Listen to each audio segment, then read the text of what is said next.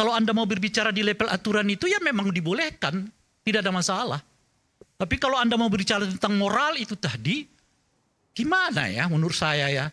Orang yang digadang-gadang akan menjadi calon sekjen PBB gitu, lalu tiba-tiba urusannya soal kota Solo, urusannya soal kota Jawa Tengah.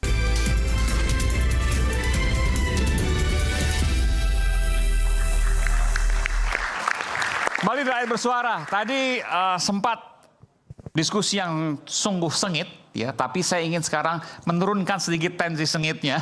Saya berikan kepada Bung Ray Rangkuti. Silakan Bung Ray. Jangan-jangan nambah sengit lagi. Itu yang baru saya mau bilang sama. Saya bicara apa ya kira-kira, Bung? Tadi urusan misalnya Pak Jokowi dianggap karena turun kelas. Ngapain sih endorse? Ada hal lain yang lebih besar. Soal stunting, soal korupsi dan lain sebagainya. Ada banyak lah ya. Terus kemudian Mbak Irma berkatakan bahwa enggak, Pak Jokowi aja kok, presiden yang lain juga endorse juga, dulu Pak SBY, bahkan Bu Mega disebutkan ketua umum partainya Bang Adian, ya. Jadi nggak ada yang salah dengan itu. Ada nggak catatan soal ini, Bung Ray? Menurut saya ada dua catatannya. Catatan pertama adalah kesulitan kita memahami tentang moral dan etik dalam demokrasi kita hari ini. Jadi selalu ketika kita berbicara soal kepatutan, kita selalu berbicara ada aturan yang mengatur enggak. Kepatutan itu bukan soal aturan mengatur. Saya tidak mengangkat kaki di sini nih, di meja ini, bukan karena ada aturan yang mengangkat tangan nggak boleh angkat kaki. Kan Bung Aiman nggak pernah menjelaskan ada aturannya kan. Tapi saya tidak melakukan itu. Kawan-kawan yang di samping saya juga nggak melakukannya. Kenapa? Karena kita mempunyai kepatutan. Tidak patut saya mengangkat kaki di meja dalam kondisi yang kayak begini. Tanpa Anda sendiri mengatakan bahwa itu tidak boleh.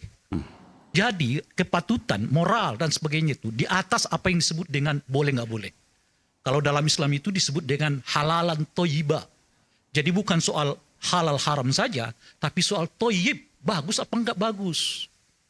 Nah di kita kehilangan tuh yang namakan bagus nggak bagus, patut nggak patut, etik atau tidak etik, moral atau tidak moral. Selalu acuannya kepada boleh. Jadi pendapat Anda bahwa presiden atau mantan presiden harusnya nggak usah ikut-ikutan? Ya, pilkada.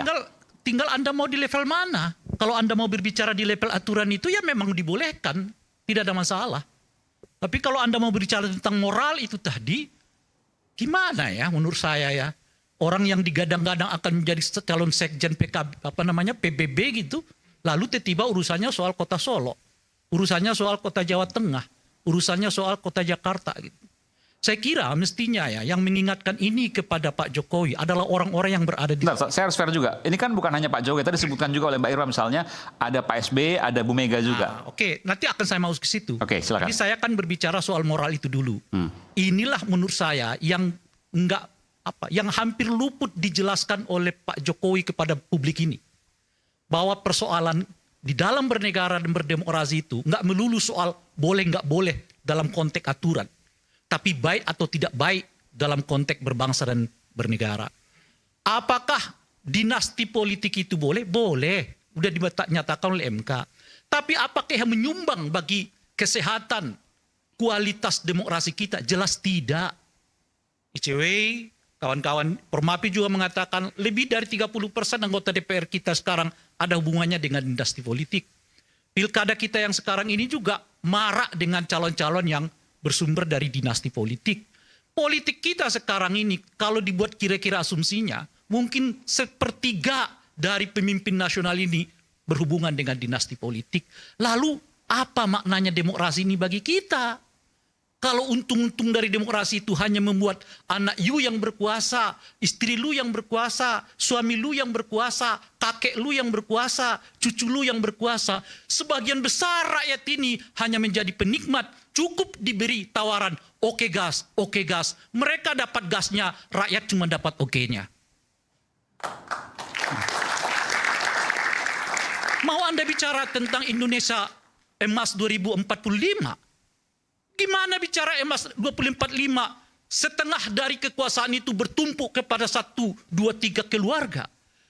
Lebih dari 80% harta kekayaan negara ini bertumpuk kepada cuma 10 orang kaya di Republik. Anda bicara tentang Indonesia emas 2045, nonsen. Kalau Anda nggak menolak dinasti politik, Anda nggak menolak oligarki, nggak usah Anda bicara tentang Indonesia emas 2045. Yang ada Indonesia cemas. Itulah saya selalu mengingatkan moral. etik. Nggak cukup sekedar boleh nggak boleh. Anda datang ke rumah orang nggak nyebutin assalamualaikum, apalagi misalnya tuh, mohon maaf, ada nggak larangan di Republik ini yang mengatakan Anda nggak boleh masuk rumah kalau nggak mengucapkan salam? Nggak ada. Tapi ada nggak yang berani masuk rumah orang lain tanpa mengucapkan salam? Nggak ada. Karena apa? Itu moral, itu etik. Nah itu yang nggak diajarkan oleh Pak Jokowi selama 10 tahun terakhir ini. Yang selalu dikatakan ada nggak aturan, ada nggak aturan. Nah itu satu. Nah yang kedua, selalu ada argumennya. Dia membuat kok, mengapa saya tidak? Dia melakukannya, mengapa saya tidak? Logika itu membuat kita nggak bisa kemana-mana. Anda presiden, Anda mesti moralnya lebih tinggi dari dia, lebih tinggi dari dia, lebih tinggi dari saya. Sehingga saya punya acuan bahwa moralitas yang terbaik itu ada di kepemimpinan nasional kita. Lalu kalau semua orang mengatakan, Ibu Mega melakukannya, SBY melakukannya, Pak Jokowi juga boleh dong melakukannya. Lalu kita maju kapan? Mestinya mengatakan, saya akan membuktikan dan memberi contoh kepada Republik ini bahwa sebagai mantan presiden, saya nggak akan cawe-cawe dalam konteks apapun. Apalagi saya nggak punya apa-apa untuk cawe-cawe. Saya yang nggak punya partai, nggak ketua partai, nggak anggota partai, nggak pengurus partai. Lebih mungkin saya bisa mengatakan saya berdiri di atas semuanya. Karena apa? Karena satu, saya nggak punya apa-apa terhadap itu. Dan yang kedua adalah saya memberi contoh supaya tidak ada lagi argumen-argumen. Dia melakukannya kok, dia melakukannya kok, dia melakukannya kok. Jadi ibarat kata, karena semua orang bergosip, maka boleh bergosip, kira-kira begitu. Lalu kapan kita selesai dari pergosipan? Nggak akan selesai. Karena nggak ada yang mengatakan kita keluar dong, jangan bergosip. Dan yang paling unik, yang tidak mau keluar dari situasi itu, justru adalah elit-elit dari rakyat ini. Rakyat ini dibiarkan untuk saling mencontoh apa yang tidak elok bagi Republik. Karena dia boleh, ya saya juga boleh. Mestinya sebagai mantan presiden, saya memperlihatkan kepada Anda semua, inilah etik, inilah moral, inilah standar dari seorang mantan presiden. Saya tidak menjadi ketua umum partai politik, saya tidak urusin lagi soal ini itu, saya pure hanya menjadi ikon dari Republik ini. Seperti pernah dilakukan oleh Habibie. Apa yang dilakukan waktu itu? Dia kan jangan jadi apa-apa kan? Apakah dia kampanye? Tidak. Apakah ia cawe-cawe dengan perkara? Tidak. Dia diam saja. Waktu pemilu 99 maksudnya? Setelah beliau jadi lengser. Oke. Pada saat pemilu 99 juga tidak melakukan apa-apa. Setelahnya juga tidak melakukan apa-apa. Mengapa itu bukan jadi contoh? Mengapa itu bukan jadi referensi? Dan sebetulnya banyak tokoh-tokoh di Republik ini yang moralnya seperti itu. Wah, kita jadi mencontoh-contoh hal yang membuat bangsa kita nyungsep kok. Tapi bicaranya Indonesia Empas 2045. Standar kita nggak ada di situ kok. Nah ini yang saya mau katakan, Bung Aiman. Jadi kalau Anda mengatakan tadi bagaimana dengan, ya mestinya kan Pak Jokowi mengatakan saya beda dengan mereka. Apalagi saya nggak punya partai. Saya ingin dikenang sebagai presiden yang menurut lembaga survei tingkat kepuasannya 80% sebelum lengser sebagai presiden. Sekarang dengan cawe-cawe di Jakarta, cawe-cawe di Solo, itu artinya kan dia mau mengatakan sebagian rakyat Solo yang milih dan mengatakan puas kepada saya itu dikecewakan oleh dia. Karena boleh jadi sebagian dari masyarakat Jawa Tengah itu sedang tidak memilih orang yang sedang di-endorse-nya. Artinya apa? Menurunkannya. Dan tidak ada satupun di kelompok ini atau di lingkaran Pak Jokowi untuk yang mengingatkan itu, Pak Jokowi, jangan begitu. Anda harus jadi ikon moral bangsa ini. Anda harus menjadi teladan dari bangsa ini. Supaya generasi-generasi kita itu punya contoh. Nggak lagi bercerita tentang dia melakukannya, saya harus boleh melakukannya juga dong. Enggak. Tapi harus mengatakan ini contoh ada kok, ini ada contoh ada kok, ini ada contoh kok. Apakah Pak Jokowi tidak mau jadikan sebagai contoh moral dari bangsa ini?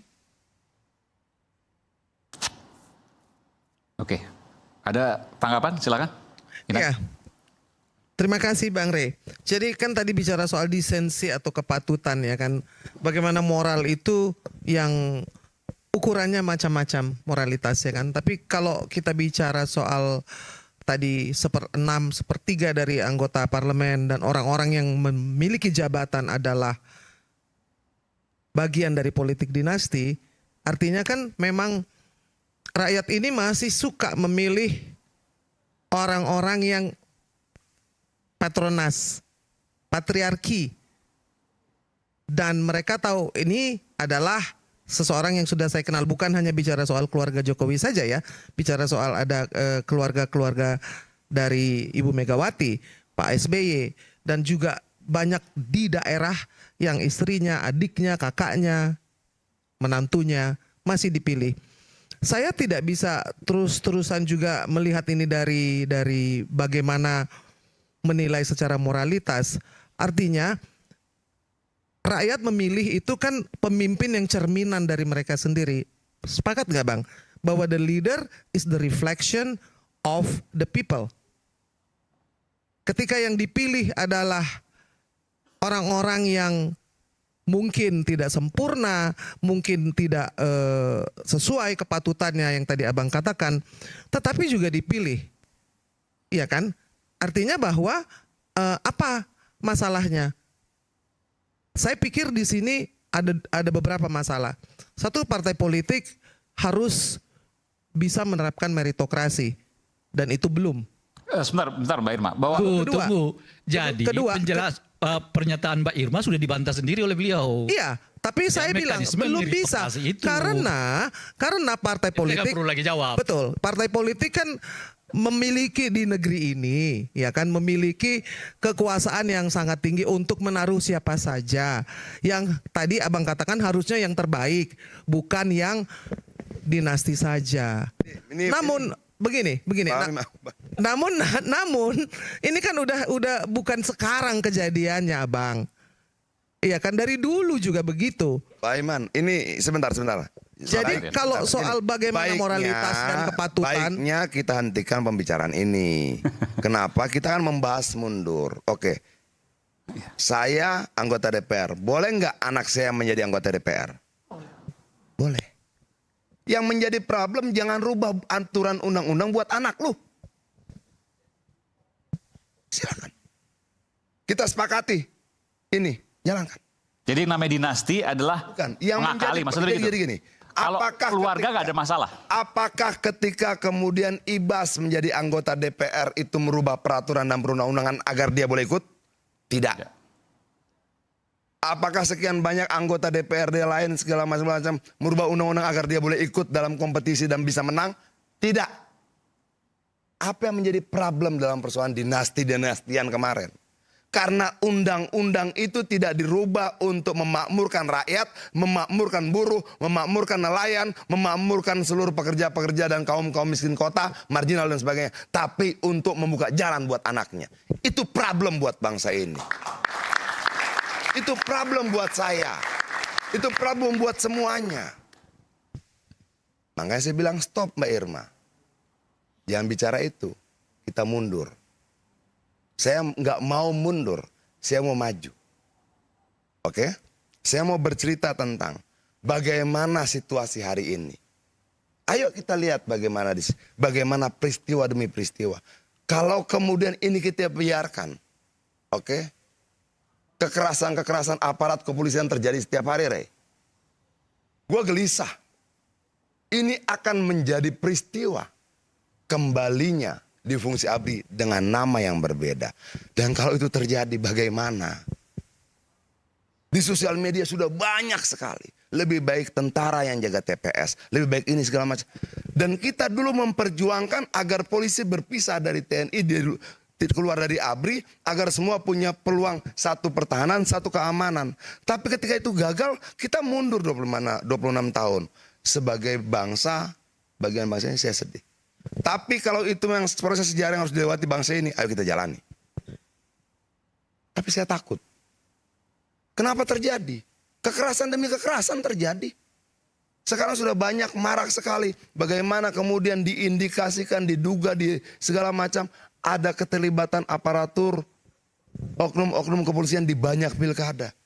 Tahu nggak bahwa ini bisa menggeser pandangan publik? Tahu nggak? Itulah makanya Bung Adian ya, saya mau respon dari dua hal. Pertama begini, kalau cara berpikir kita begitu Mbak Irma, kapan kita mau maju itu? Tunggu dulu Mbak Irma ya. Kalau semua tindakan kita mau mengatakan pertama karena dia boleh saya boleh, ya kita nggak punya teladan. Yang kedua, karena rakyat menerima, lah saya sekarang berpikirnya begini, kita ini kan sekolah jauh-jauh, tinggi-tinggi, hebat-hebat. Lalu ilmu pengetahuan yang ada pada diri kita itu memang membiarkan hal yang seperti ini terjadi.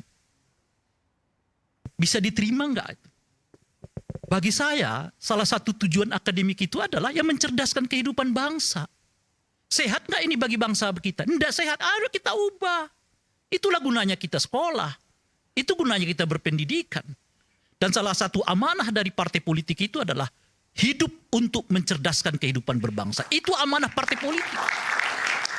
Jadi bukan sebaliknya. Seperti kelis-kelis yang lalu itu kan. Biarkan rakyat memilih. Iya tentu biarkan rakyat memilih.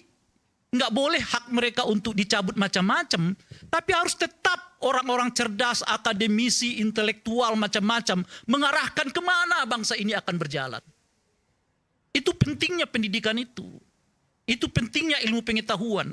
Itu pentingnya yang saya sebut tadi sebagai moral dan sebagainya gitu. Dan selain penting-penting tadi kita akan lihat sebentar Bung Ayman. penting lagi nanti kita akan pas jeda kita akan kembali, saya akan berikan pada Bung Ray Rangkuti. Saat lagi tetaplah bersama kami Rakyat Bersuara.